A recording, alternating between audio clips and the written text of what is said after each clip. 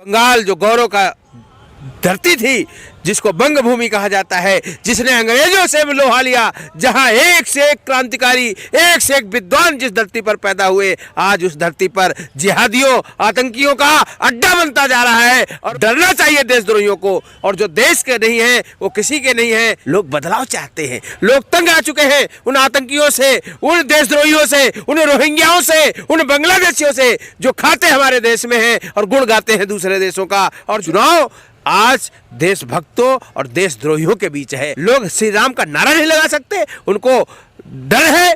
लोग दुर्गा की पूजा नहीं कर सकते, इतना डर बैठा दिया गया।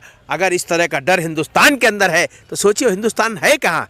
क्या बंगाल हिंदुस्तान का हिस्सा नहीं है? सबसे गौरवशाली राष्ट्र है। जब बाहरी और भीतरी का कोई चक्कर नहीं है, यह देश सबका है, सब देश के हैं। बंगाल की जनता मिलकर इनको ये सबक सिखाएगी और इनको ऐसा यहाँ से भगाएगी कि बंगाल की राजनीति से नहीं, हिंदुस्तान की राजनीति छोड़ देंगे। ये दूसरे धर्मों के लोग हैं, वो श्री रामचंद्र जी को मानते हैं, और हमारी ममता दीदी जो है वो सिर्फ जो है रामचंद्र के नाम से ही, नारे से ही डरती हैं। इसको अवसरवादी राजनीति कहते हैं। अगर वो नक्सली मिथुन जी को बता रहे तो सबसे बड़ी नक्सली तो खुद जो है ममता बनर्जी है। यही कारण है पार्टी कांग्रेस का नाश हो लिया, यही कारण है आपकी सपा पार्टी खत्म हो गई, यही कारण है बसपा खत्म हो गई, और इसी का कारण है कि ममता दीदी की भी पार्टी खत्म हो जाएगी। जहाँ भारत की पावन धरती पे अगर आप राम जी का नारे से क्यों चिढ़ते हैं? बहुत शर्म आनी चाहिए इनको।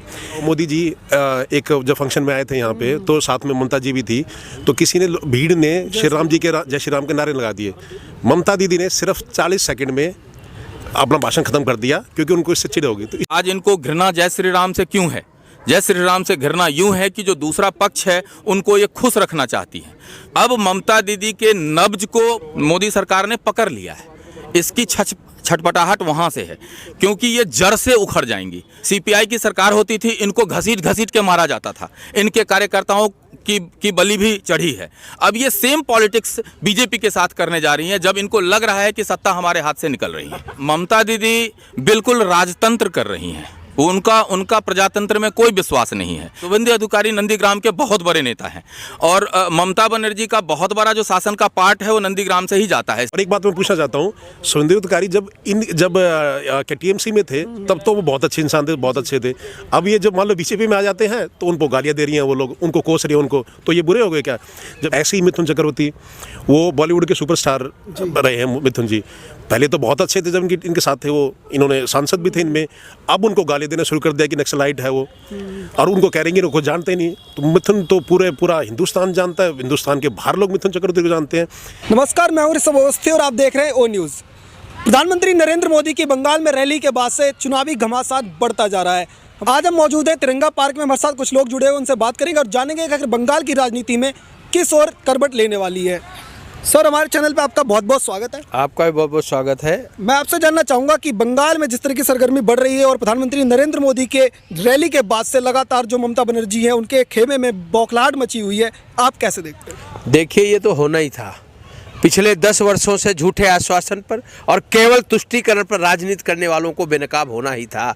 आज पूरा देश देख रहा है कि जिस तरह से बंगाल जो गौरव का धरती थी, जिसको बंग भूमि कहा जाता है, जिसने अंग्रेजों से भी लोहा लिया, जहां एक से एक क्रांतिकारी, एक से एक विद्वान जिस धरती पर पैदा हुए, आज उस धरती पर जिहादियों, आतंकियों का अड्डा बनता जा रहा है, और वो एक राजनीतिक उनको प्रश्रय मिल रहा है। ये रुकना चाहिए, और ये जो बौखलाहट है अभी तो शुरुआत हुई है। बौखलाहट होनी चाहिए, डरना चाहिए देशद्रोहियों को, और जो देश के नहीं है वो किसी के नहीं है, ये बात उनको समझ में आनी चाहिए। और बहुत अच्छा संकेत है, ये जो भीड़ है ये केवल भीड़ देखने के नहीं है, ये जन आकांक्षा की भीड़ है। लोग बदलाव चाहते हैं, लोग तंग आ चुके हैं उन आतंकियों से, उन देशद्रोहियों से, उन रोहिंग्याओं से, उन बांग्लादेशियों से जो खाते हमारे देश में हैं और गुण गाते हैं दूसरे देशों का, और जो कत्लेआम करते हैं हिंदुओं को। अरे हिंदुओं ने तो सबका स्वागत किया है। आज उनके धर्म पर खतरा है, आज उनकी जाति पर खतरा है, ये खतरा बन चुके हैं। आज रोहिंग्याओं को जब क्यों हटाया गया म्यांमार से?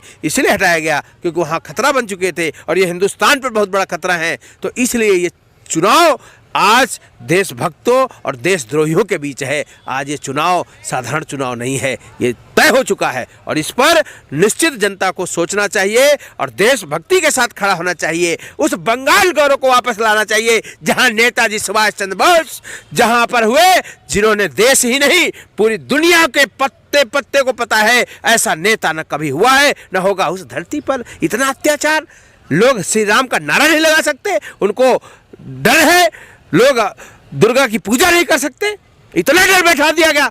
अगर इस तरह का डर हिंदुस्तान के अंदर है तो सोचिए हिंदुस्तान है कहाँ? क्या बंगाल हिंदुस्तान का हिस्सा नहीं है? सबसे गौरवशाली राष्ट्र है। जब बंटवारा हो गया 47 के बाद, उसका हिस्सा अलग कर दिया गया, 71 में देश बन गया, तो उनका इस देश में आने का क्या मतलब है? जिस तरह हम किसी देश में जाते हैं हमारा वीजा होता है, ऐसे ही सभी बांग्लादेशियों का वीजा बनना चाहिए, वर्क परमिट बनना चाहिए। वो काम तो कर सकते हैं लेकिन उन्हें कोई अधिकार नहीं मिलना चाहिए। जिस तरह से वहाँ नकली उनके पासपोर्ट बनते हैं, नकली उनके मतदान बनते हैं और फर्जी वोटर बनते हैं, ये सब रुकना चाहिए और ये तभी संभव है जब वहाँ एक देशभक्त सरकार की स्थापना होगी।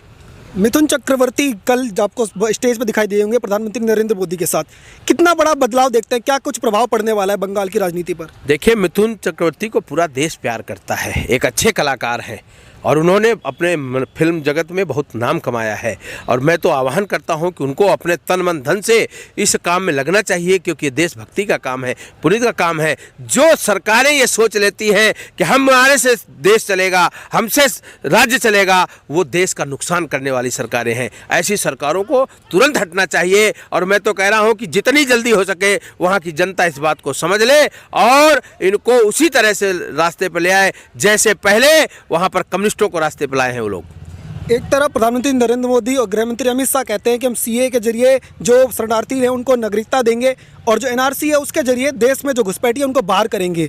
दूसरी तरफ जो ममता बनर्जी है वो खुद अमित शाह और प्रधानमंत्री को ही बाहरी बता देती है। कैसे देखते हैं? हिंदुस्तान में बंगाल के रहने वालों को जिस तरह से पूरा हिंदुस्तान उनका घर है, उसी तरह हर हिंदुस्तानी का बंगाल भी घर है। हिंदुस्तान के संविधान ने अधिकार दिया है कि हम कहीं भी रह सकते हैं, कहीं भी घर बना सकते हैं, कहीं पर अपनी राजनीति कर सकते हैं। तो ये बाहरी और भीतरी का कोई चक्कर नहीं है, ये देश सबका है, सब देश के हैं। तो ये भाव बिल्कुल नहीं चलेगा और इससे तुष्टीकरण की बू आती है कि बाहरी है भीतरी है। देश हित में जो भी कार्य करता है वो देश का है, न वो बाहर का है न भीतर का है।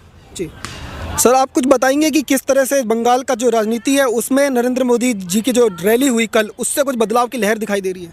ये तो संभव है कि आप भी देख रहे हैं कि जितना बड़ा जन सैलाब पूरे बंगाल का वो सबके सामने नज़र आ रहा है, टीवी के माध्यम से भी और न्यूज़ चैनलों के माध्यम से भी। नरेंद्र मोदी देशभक्त हैं और यहाँ पे चुनाव जो है वो कोई चुनावी मुद्दा नहीं है। यहाँ ये राजनीतिक मुद्दा है, ये सांप्रदायिकता का मुद्दा है। यहाँ ममता सरकार इतने सालों से जो टिकी हुई है वो सांप्रदायिकता फैला के और फिर यहाँ पे रुकी हुई है और आने वाले समय में बंगाल की जनता मिलकर इनको ये सबक सिखाएगी और इनको ऐसा यहाँ से भगाएगी कि बंगाल की राजनीति से नहीं हिंदुस्तान की राजनीति छोड़ देंगे ये। ममता बनर्जी को आपने देखा होगा कि जय श्री राम का जैसे ही नारा लगता है तो वो स्टेज के पीछे बढ़ती है, कुछ ना कुछ बोल के चली आती है, गाड़ी से उतरती है। इस तरीके की चीज़ों से आप क्या कैसे देखते? ये तो बड़ी शर्म की बात है, हम हिंदुओं के लिए ही नहीं बल्कि राष्ट्र के लिए, पूरे विश्व के लिए। जो दूसरे धर्मों के लोग हैं वो श्री रामचंद्र जी को मानते हैं और हमारी ममता दीदी जो है वो सिर्फ जो है रामचंद्र के नाम से ही, नारे से ही डरती हैं। अरे अगर आपने नहीं नारा लगाना है, कहीं आपका अगर इतना बुरा लगता है तो आप मत लगाइए, लेकिन आपको ये शर्म आनी चाहिए कि आप पूरी भीड़ के अंदर लोगों को मना करते हैं और उठ के चले जाते हैं। ये क्या आपके लिए शर्म की बात नहीं है? इसी चीज़ को देखते हुए हर हिंदू को, हर जाति धर्म को मिलकर ऐसी मुख्यमंत्री को गद्दी से उतार देना चाहिए जो कि सांप्रदायिकता की बात करते हैं। ये हिंदू सांप्रदायिकता की बात नहीं कर रहे हैं, ये इस तरह के लोग जो हैं वो सांप्रदायिकता की बात कर रहे हैं अपनी राजनीति चमकाने के लिए। बंगाल में लगातार जो भाजपा के कार्यकर्ता है उन पर हमला किया जा रहा है, कई लोगों की मौत हो रही है। ममता बनर्जी इसको पूरी तरह से नकार रही है कि उनके टीएमसी के कार्यकर्ता, हमने देखना होगा पिछले कुछ दिनों पहले ही एक औरत की फोटो भी वायरल हुई थी जिसमें बूढ़ी 85-86 साल की जो औरत है उसको घर में घुस के टीएमसी कार्यकर्ताओं ने मारा। उसके बावजूद इस तरीके की राजनीति? ये राजनीति बौखलाहट की राजनीति है। उनको ये पता ही नहीं है कि मुझे क्या करना चाहिए। उनको हार निश्चित नज़र आ रही है। उनको ये दिख रहा है कि कौन कौन लोग जो हैं वो कैसे कैसे एक 85 साल की लेडी जो है उस पर हमला होता है, क्योंकि उन्हें खतरा है कि आज जो लोग समझ रहे हैं इस राजनीति को कि किस तरह तुमने राज किया है, अब लोग समझ चुके हैं, इसीलिए ही उनको ये खतरा रहता है। और जो लोग उनको लगता है कि क्या नाम है मेरी राजनीति को जो है समझने लग पड़े, उनको वो उसी तरह ही मरवा रहे हैं। एक चीज़ आपसे और जानना चाहूँगा कि जो बंगाल है उसको क्या ममता बनर्जी देश का हिस्सा नहीं मानती है? ये तो बेवकूफ़ी है, ये बेवकूफ़ी है। ये तो उनको समझ आनी चाहिए। पूरा भारत ये इस तरह की राजनीति ये कर रहे हैं कि वो वहाँ नहीं जाएगा, वो वहाँ नहीं जाएगा। कोई कहता है महाराष्ट्र में यहाँ का नॉर्थ इंडियन नहीं जाना चाहिए। नॉर्थ इंडिया किसको मना करता है? हम राष्ट्र में, हम भारत के वासी हैं सारे। हम भारत में तो कहीं भी घूम सकते हैं, कहीं भी जा सकते हैं, ये हमारा अधिकार है। क्या उनको ये नहीं पता है क्या? आप मुख्यमंत्री की सीट पे बैठे हुए हैं, आपको ये नहीं पता कि हम भारतीय नागरिक कहीं भी जा सकता है? ये तो ज़बरदस्ती की राजनीति है और सिर्फ अपने आप को न्यूज़पेपरों में और चैनलों में बनाए रखने के लिए इस तरह के काम करते हैं। उनको सारा पता है। जी शुक्ला जी, आप एक चीज़ बताएंगे कि जो मिथुन चक्रवर्ती हैं वो खुद राज्यसभा से सांसद रहे टीएमसी में, लगातार जो ममता बनर्जी है उनके कसीदे पढ़ती रही उनकी तारीफ में। आज जैसे उन्होंने टीएमसी छोड़ी और भाजपा के साथ दिखाई दिए तो उनके ही पार्टी के जो नेता हैं वो उनको नक्सली बताने लग गए। इस तरीके की राजनीति को कैसे देखते? देखो, इसको अवसरवादी राजनीति कहते हैं। जब परिवर्तन करना था टीएमसी को कि हमें लेफ्ट को हटाना है, वहाँ पर 20 साल का शासन उनका उखाड़ना था, तो वही लोग उनके लिए बड़े सहायक थे और उनके सम्मान में लोग जो है नारे लगाते थे। आज जब वही लोग पीड़ित हैं, परेशान हैं वहाँ की व्यवस्था को देख करके, जो समाज से जुड़े हुए लोग हैं, जो चिंता करते हैं, अगर उन्होंने उस दल को साथ दिया है जो देशभक्ति की बात करता है, देश की जोड़ने की बात करता है, अगर उसका साथ दे, नक्सली कैसे हो गए? अगर वो नक्सली मिथुन जी को बता रहे तो सबसे बड़ी नक्सली तो खुद जो है ममता बनर्जी है, जो ब्राह्मणों के कलंक है। बनर्जी ब्राह्मण होते हैं और वहाँ सारे ब्राह्मणों को एक तुष्टीकरण की राजनीति लेकर के एक ब्राह्मणों का जो नेचर था सार्वभौम, उसको खराब कर रही हैं। मैं तो कह रहा हूँ उसको राजनीति नहीं करनी चाहिए। राजनीतिक दुकान बंद करके कुछ और भी काम कर सकते हैं। बिजनेस से धंधा करना चाहिए, किसी तरह का बिजनेस करना चाहिए, राजनीति नहीं करनी चाहिए। कल प्रधानमंत्री नरेंद्र मोदी ने स्टेज से कहा कि जो ममता दीदी हैं वो दीदी नहीं है बल्कि अपने भतीजे की सिर्फ बुआ हैं। तो इस चीज़ को आप कैसे देख? बिल्कुल है। जब राजनीति में असंतोष क्यों हुआ उनके यहाँ? राजनीतिक पार्टियों के लिए मेरा एक संदेश है कि जब देश में लोकतंत्र है, कोई भी खड़ा हो सकता है, तो राजनीतिक पार्टियां भी अपने संविधान में संशोधन करें और मनोनीत शब्द छोड़ दें। लोकतांत्रिक तरीके से चुनाव करें और चुनाव जीते हुए लोगों को ही आगे बढ़ाएं। वो किसी का भतीजा नहीं होना चाहिए, किसी का भाई नहीं होना चाहिए। अगर उसमें दम है तो लोकतांत्रिक तरीके से जीत कर आए। यही कारण है पार्टी कांग्रेस का नाश हो लिया, यही कारण है आपकी सपा पार्टी खत्म हो गई, यही कारण है बसपा खत्म हो गई, और इसी का कारण है कि ममता दीदी की भी पार्टी खत्म हो जाएगी। जहां परिवारवाद हावी हो जाता है। अरे महाभारत से सीख लेनी चाहिए कि एक दुर्योधन की वजह से महाभारत हुई, हिंदुस्तान का सारा साहित्य, सारी वीरता जीरो हो गई। इसी तरह से अभी तक सबक नहीं सीखा तो कब सीखेंगे? इसलिए परिवारवाद सभी पार्टियों के लिए जहर है और मैं इस जहर को चाहता हूं कि ये लोग जितनी जल्दी छोड़ दें उतना ही देश के लिए है। और ये संविधान में संशोधन होना चाहिए कि कोई भी पार्टी अपने किसी भी राजनीतिक लाभ के लिए अपने परिवार के लोगों को शामिल नहीं करेगी। स्वतंत्र रूप से अगर उसमें क्षमता है वो आगे आए, जिस तरह साधारण आदमी की तरह वो अगर आगे बढ़ता है तो बढ़े, कोई पक्षपात नहीं होना चाहिए। ये आंतरिक लोकतंत्र सभी पार्टियां अगर करती हैं, जिस तरह बीजेपी में भी है। अब मनोनीत शुरू हो गए हैं, पहले बीजेपी में भी लोकतंत्र था, उस चीज़ को सुधारने की जरूरत है। मैं तो ये सुधार की बात कहता हूँ, सभी पार्टियों के संविधान में सुधार होना चाहिए, क्योंकि यह देश सबका है, किसी की बपौती नहीं है, किसी पार्टी का नहीं है। जी हमारे साथ कुछ लोग और जुड़े हुए हैं, उनसे ही बात करते हैं, जानने की कोशिश करते हैं। सर अपना नाम बता दीजिए। नमस्कार जी, मैं संदीप भारतीय जी। और मैं आपसे जानना चाहूँगा कि एक प्रधानमंत्री नरेंद्र मोदी ने एक नारा दिया और लगातार जो कह रहे थे कि कल ही ऐसा लग रहा था कि 2 मई आ गई हो, इतना जो बड़ा जो जनसैलाब देख के, तो क्या वाकई में 2 मई और ममता गई? नहीं जी, हाँ, जनता बदलाव चाहती है। कल जैसे आपने देखा भीड़ में 10 लाख लोग आए थे, तो अब जनता बदलाव चाहती है और जो देश के हित में नहीं होगा तो उसका कोई फ़ायदा नहीं। जो देश के हित में काम करेगा उसी को ही सत्ता में रहना चाहिए। और जैसे जहाँ तक बात रही श्री राम जी की, तो आपने देखा होगा पीछे जैसे किसी ने श्री राम जी का नारा लगा दिया, तो ममता दीदी उतर के आके पूछ रही हैं कि कौन है, किसने नारा लगाया। शर्मनाक। भारत की पावन धरती पे अगर आप राम जी का नारे से क्यों चिढ़ते हैं? बहुत शर्म आनी चाहिए इनको। अब पीछे आपने देखा होगा मोदी जी एक जब फंक्शन में आए थे यहाँ पे, तो साथ में ममता जी भी थी, तो किसी ने भीड़ ने श्री राम जी के जय श्री राम के नारे लगा दिए। ममता दीदी ने सिर्फ 40 सेकंड में अपना भाषण खत्म कर दिया, क्योंकि उनको इससे चिढ़ होगी। तो इससे क्यों चिढ़ होनी चाहिए? श्री राम तो एक आदर्श से सबको सीखना चाहिए, तो उनसे आपको चिढ़ क्यों है? बहुत ही निंदनीय है, बहुत ही शर्मनाक है, और सिर्फ जो देशभक्त लोग हैं उनको सत्ता में रहने का हक है। तो जय श्री राम का जो नारा है, जैसे आपने बताया, उससे अगर इतनी नफरत है तो उसके पीछे कोई विशेष समुदाय को टारगेट करने की कोई कोशिश आपको दिखाई देती है? अब जी कोई भी जो पार्टी हो, कोई धर्म के हिसाब से नहीं चलना चाहिए। जैसे आपने देखा कि ये फुरफुरा शरीफ के अब्बास सिद्दीकी जी हैं, पीरजादा अब्बास सिद्दीकी, इनका पहले पॉलिटिक्स में कोई इन्वॉल्वमेंट नहीं था, पर ये ममता दीदी को सपोर्ट करते थे। अब इनका खुद ही इन्होंने सोचा कि राजनीति में मैं खुद हूँ, तो अपनी इन्होंने पार्टी खोल लिया। ISF के नाम से है, इंडियन सेक्युलर फ्रंट के नाम से आ गए थे। ओवैसी जी से इनसे मिलने आए, तो ओवैसी से इन्होंने बात करी। वहाँ फिर इनके बाद में कांग्रेस से मिल ली है, अब शायद लेफ्ट और कांग्रेस के साथ ये आ रहे हैं। तो सब ये जात पात धर्म के नाम पे ही पॉलिटिक्स कर रहे हैं, जो शर्मनाक है। देश ऐसे नहीं चलता और ऐसे चलना भी नहीं चाहिए। आजकल की युवा पीढ़ी को देखना चाहिए कि क्या कैसे राजनीति कर रहे हैं ये। विकास के नाम पर राजनीति होनी चाहिए, और खासकर आप जैसे श्री राम का आपने नाम लिया, तो उस पर क्यों चिढ़ होनी चाहिए? शर्मनाक, बिल्कुल किसी को नहीं चिढ़ना चाहिए। तो आदर्श इंसान, एक इंसान थे वो, तो एक भगवान है वो, तो उनको अगर भारत की धरती में नहीं पूजोगे तो फिर आपका कोई हक नहीं किसी चीज़ को सपोर्ट करने का। शर्मनाक बात है ये। जी, हमारे साथ कुछ और लोग उनसे बात करते हैं। सर, अपना नाम बता दीजिए। नमस्कार, मैं अजीत चौधरी। जी, मैं आपसे जानना चाहूँगा कि बंगाल का जो इस बार की राजनीति है उसको आप कैसे देख रहे हैं, और क्या वाकई में बंगाल की जो जनता है वो बदलाव चाह रही है? बिल्कुल बदलाव चाह रही है। इस बार की जो राजनीति है, ये ममता दीदी पिछले 10 सालों से तुष्टीकरण की राजनीति कर रही है, वो अब दिख रहा है लोगों को। क्योंकि जितने भी रोहिंग्या मुसलमान बांग्लादेश से भारत में एंट्री हुई, सबकी इन्होंने फर्जी तरीके से इनको वोट बैंक पॉलिटिक्स के तहत जो है सो इनके कार्ड बनवाए गए, इनको अपना वोटर बनाया गया, और इसी के दम पे आज इनको घृणा जय श्री राम से क्यों है? जय श्री राम से घृणा यूं है कि जो दूसरा पक्ष है उनको ये खुश रखना चाहती है।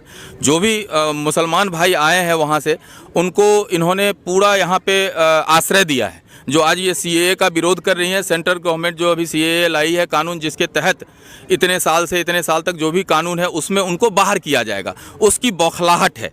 अब ममता दीदी के नब्ज को मोदी सरकार ने पकड़ लिया है। इसकी छटपटाहट वहाँ से है, क्योंकि ये जड़ से उखड़ जाएंगी। अगर ये रोहिंग्या मुसलमान को वोट देने का अधिकार ना हो तो ये जड़ से फेंकी जाएंगी। और आज ये घृणा की राजनीति कर रही हैं। इनका जो पदार्पण हुआ राजनीति में वो घृणा से ही हुआ। CPI की सरकार होती थी, इनको घसीट के मारा जाता था, इनके कार्यकर्ताओं की बलि भी चढ़ी है। अब ये सेम पॉलिटिक्स बीजेपी के साथ करने जा रही हैं, जब इनको लग रहा है कि सत्ता हमारे हाथ से निकल रही है। जी, एक चीज़ आपसे जानना चाहूँगा कि जो शुभेंदु अधिकारी हैं वो ममता बनर्जी के खिलाफ अब मैदान में उतर चुके हैं, और उनका दावा है कि अगर इस बार उन्होंने 50,000 वोटों से अगर ममता बनर्जी को नहीं हराया तो वो राजनीति छोड़ देंगे। इस तरीके के दावे को, जो नंदीग्राम की सीट है, उस पर कैसे देखते हैं? देखिए, जहाँ तक मैं थोड़ा बहुत पॉलिटिक्स जानता हूँ, उसके हिसाब से ममता दीदी बिल्कुल राजतंत्र कर रही हैं। उनका प्रजातंत्र में कोई विश्वास नहीं है, क्योंकि वो केंद्र के किसी भी कानून को नहीं मानती।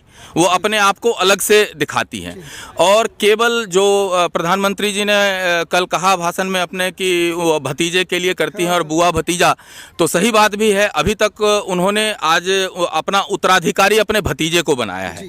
और जो शुभेंदु अधिकारी नंदीग्राम के बहुत बड़े नेता हैं, और ममता बनर्जी का बहुत बड़ा जो शासन का पार्ट है वो नंदीग्राम से ही जाता है सीटों के हिसाब से। शुभेंदु अधिकारी देखते रहे, लेकिन शुभेंदु अधिकारी को उनके हिसाब से वहाँ कोई मान सम्मान नहीं मिला, जिसकी वजह से वो बीजेपी में आए हैं। और अब चाहे वो जो मर्जी कर लें, और जो कह रहा है 50,000 के वोट से, तो कुछ तो उसमें ताकत होगी। जी सर, आपसे जानना चाहूँगा कि जिस तरह से शुभेंदु अधिकारी का जो दावा है कि वो इस बार हटा देंगे और पूरी तरह से ममता बनर्जी का जो राज है वो खत्म कर देंगे, कितना इसमें दावे में दम? शुभेंदु अधिकारी जी बिल्कुल जीतेंगे। आपने अगर जैसे आप देखेंगे इसके राजनीति के बारे में बंगाल की, तो शुभेंदु अधिकारी की वजह से ममता दीदी आई थी। जो नंदीग्राम में जो आंदोलन उन्होंने चलाया था, तो उसके जो मुख्य जो थे वो शुभेंदु अधिकारी जी थे। वो अब बीजेपी में आए हैं उसमें। तो अब जैसे इन्होंने कहा कि दावा, और इन्होंने पहले ये 2 सीट, अब जैसे ये क्या कहते हैं ममता जी जो क्या कहते हैं सो यहाँ ये नंदीग्राम से जो चुनाव लड़ने के आ रहे हैं, तो अब देखना उसमें हार इनकी ममता जी की होगी और सुवेंदु अधिकारी जरूर जीतेंगे। और एक बात मैं पूछना चाहता हूँ, सुवेंदु अधिकारी जब टीएमसी में थे तब तो वो बहुत अच्छे इंसान थे, बहुत अच्छे थे। अब ये जब मान लो बीजेपी में आ जाते हैं तो उनको गालियाँ दे रही हैं वो लोग, उनको कोस रही हैं उनको, तो ये बुरे हो गए क्या? जब 20-25 साल से जब ये इनके साथ थे इनके, तब तो बड़े अच्छे इंसान थे। ऐसे ही मिथुन चक्रवर्ती, वो बॉलीवुड के सुपरस्टार रहे हैं मिथुन जी। पहले तो बहुत अच्छे थे जब इनके साथ थे वो, इन्होंने सांसद भी थे इनमें। अब उनको गाली देना शुरू कर दिया कि नक्सलाइट है वो, और उनको कह रहे हैं उनको जानते नहीं। तो मिथुन तो पूरा हिंदुस्तान जानता है, हिंदुस्तान के बाहर लोग मिथुन चक्रवर्ती को जानते हैं। ज़्यादातर आप देख रहे हैं कितने सारे सांसद वो मूव कर रहे हैं बीजेपी में इसमें, और जो भी लोग हैं जो इनके साथ जुड़े हुए हैं, तो उनको पता है कि बदलाव, सब हर जगह खलबली मची हुई है, तो बदलाव आ रहा है और लोग अब बदलाव चाहते हैं। जी, तो ये थे हमारे साथ कुछ लोग जिनसे हमने बात की बंगाल चुनाव को लेकर। तो इनका कहना है कि बंगाल चुनाव में इस बार परिवर्तन की लहर आ रही है, और जो पूरा बंगाल है वो मोदी जी के साथ खड़ा है, और इस बार परिवर्तन आकर रहेगा। ममता बनर्जी का जो राजनीतिक मंच से जिस भी तरह की बयानबाजी कर रही है वो उनके लिए ही उल्टा पड़ने वाला है। आप देखते रहिए ओ न्यूज़। धन्यवाद, जय हिंद।